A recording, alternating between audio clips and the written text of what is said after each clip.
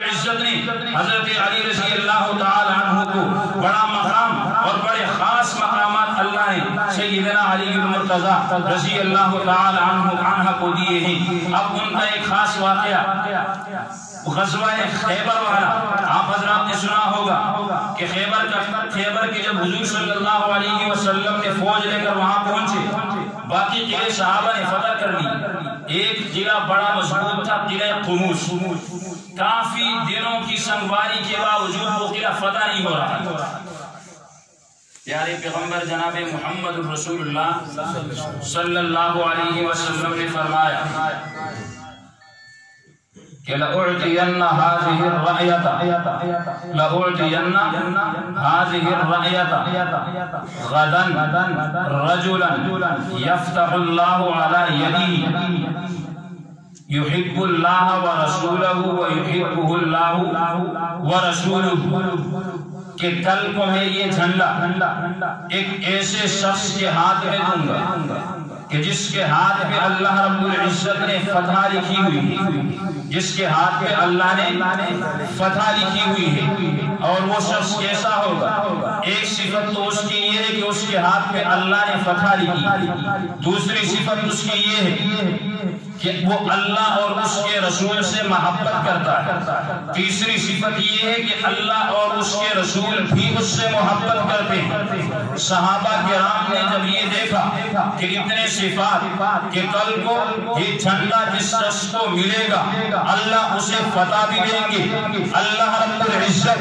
اسے اتنا مقام دیں گے کہ اللہ اور اس کے رسول اس سے محبت بھی کریں گے، ہر ایک کے دل میں آیا کہ کاش کل کو یہ جھنڈا مجھے ملے۔ جب صبح ہوئی صحابہ کرام سارے کے سارے صف بنا کے کھڑے ہیں، ہر ایک کے دل میں یہ خواہش ہے کہ کاش آج یہ جھنڈا مجھے مل جائے۔ جناب محمد رسول اللہ صلی اللہ علیہ وسلم نے کہا، علی المرتضی کہا ہے، صحابہ نے عرض کی کہ یا رسول اللہ ان کی آنکھوں کو تکلیف ہے، اس تکلیف کی وجہ سے انہوں نے آج فجر کی نماز اپنے خیمے کے اندر پڑھی ہے، جماعت میں بھی شریک نہ ہو سکے۔ جناب محمد رسول اللہ صلی اللہ علیہ وسلم نے فرمایا کہ علی کو بلایا جائے۔ جب حضرت علی سامنے آئے، پیارے پیغمبر نے وہ جھنڈا حضرت علی کے ہاتھ میں دیا۔ حضرت علی نے عرض کی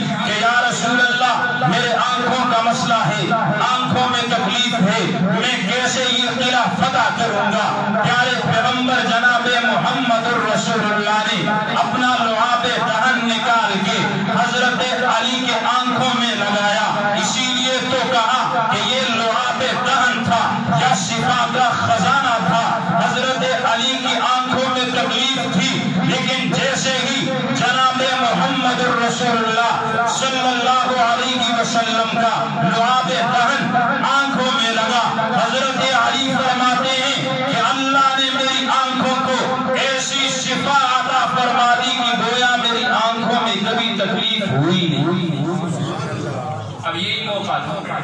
کہ وہ پرچم، وہ جھنڈا جو اللہ نے حضرت علی رضی اللہ تعالی عنہ کے ہاتھ میں دیا، حضرت علی رضی اللہ تعالی عنہ جب لشکر لے کے گئے، سامنے